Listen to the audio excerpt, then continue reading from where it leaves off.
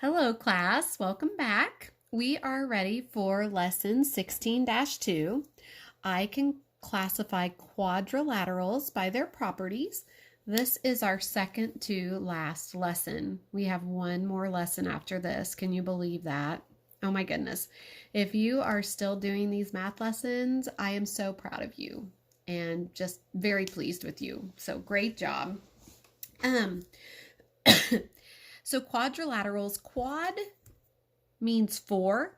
And so a quadrilateral is a four-sided polygon, a four-sided shape. Basically, this lesson is kind of similar to the one we did last time about triangles. Oh my goodness, I'm so sorry. I keep coughing. Basically, you want to look at these definitions, and if we were in class, I would print this off and give you a copy. Since we're not in class, whenever you're working on your practice buddy, I don't know if you want to go back in the video and pause it to this so you'll have these definitions, or if you want to take time and write them down, I would recommend that because you're going to need the definitions to be able to answer the questions. And so you think about the definitions, and then it helps you decide what shape it is. So quadrilateral is any four-sided polygon, closed shape. The definition of a trapezoid is that it has exactly one pair of parallel sides. Let me get a piece of paper here. So a trapezoid, parallel, let's talk about that first. Parallel is like train tracks. Two lines are parallel when they just keep going exactly like railroad tracks. They never cross. The lines never intersect.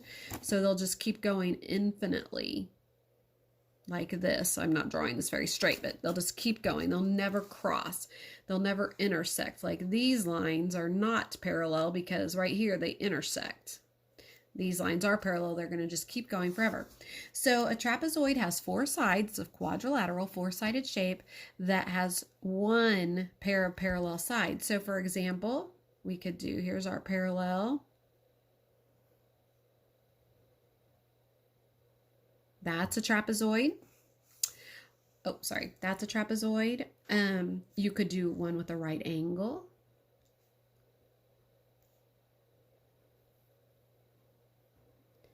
This is supposed to be a straight line. That could be a trapezoid. These two lines are parallel. This line and this line are parallel. This line and this line are parallel. Could a square be a trapezoid? Exactly one pair of parallel sides, but look, this has two pairs. This line, these two are parallel. These two are parallel. Two pairs of parallel sides. So this is not a trapezoid. It is, however, a parallelogram. A parallelogram has two pairs of opposite sides that are parallel, two pairs of opposite sides that are equal in length. So a square is a parallelogram. Look at your definition to see. Two pairs of opposite sides that are parallel, one, two. Two pairs of opposite sides that are the same length. Square, all four sides are the same length. That line is saying that. This could also be a parallelogram. We could slant these, and as long as we keep the lines the same length,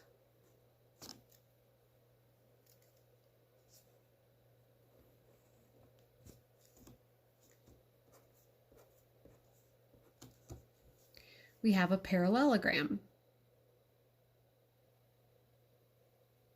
Two pairs of opposite sides that are parallel, two pairs of opposite sides that are equal in length.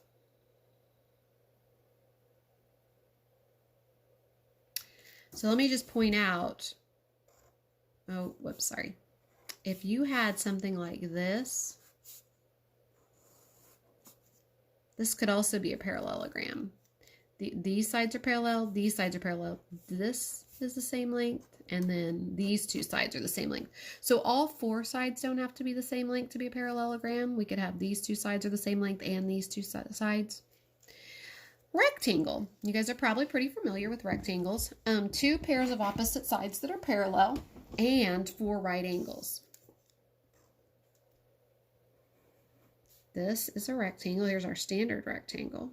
Our question is going to be, could a square also be considered a rectangle? We'll answer that in a minute. These two sides are the same length, and these two sides are the same length. We have four 90-degree angles or right angles, all four of those. To be a square, has to have to be a rectangle, two pairs of opposite sides that are parallel, four right angles. Okay, a rhombus. Two pairs of opposite sides that are parallel, all sides the same length. So all these sides are the same length. These two sides are parallel. These two sides are parallel. That is a rhombus. A square would also be a rhombus. It fits the definition. All the sides are the same length. These two pairs of sides are parallel. These two sides are parallel. Now, last of all, square. Two pairs of opposite sides that are parallel. All sides are the same length. Four right angles. So, let's just think about this for a second. A square could be a rhombus. But this rhombus like this could not be a square. Why? Why could this one not be a square? This rhombus could not be a square because it doesn't have four right angles. It doesn't have four 90-degree angles. So whenever you're trying to decide, read your definitions. And if you, like I said, you could pause it on this, and so you'll have the definitions, or you can write these definitions down. Let's just look at a couple of problems here.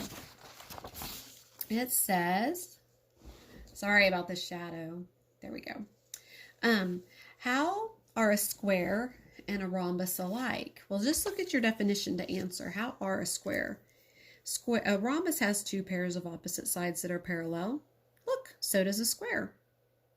So how are they alike? They both have two pairs of opposite sides that are parallel.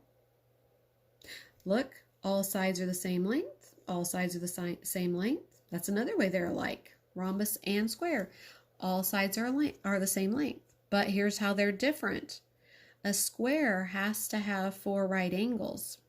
A rhombus doesn't. A rhombus can be slanted. A square has to have the four right angles. This still fits the definition of a rhombus. We could still say that's a rhombus, though more specifically we'd say it's a square. But it still fits the definition. As long as it fits the definition, it can be it. Two pairs of opposite sides that are parallel, all sides the same length. So these can both be considered rhombuses, but this is the only one that can be considered a square. So it's kind of interesting. I always think it's fun talking about these in class, so I really miss getting to teach you guys this in class because I think it's kind of fun. How is a trapezoid? Oh, I thought of another way that a square and rhombus are alike. They're all quadrilaterals, right? They're both quadrilaterals. They both have four sides. So that's another thing I just thought of. Okay, how is a trapezoid different from a parallelogram? Well, a trapezoid only has one pair of parallel sides, whereas a parallelogram has two pairs of parallel sides. So that's a big difference. A trapezoid cannot have two pairs of parallel sides.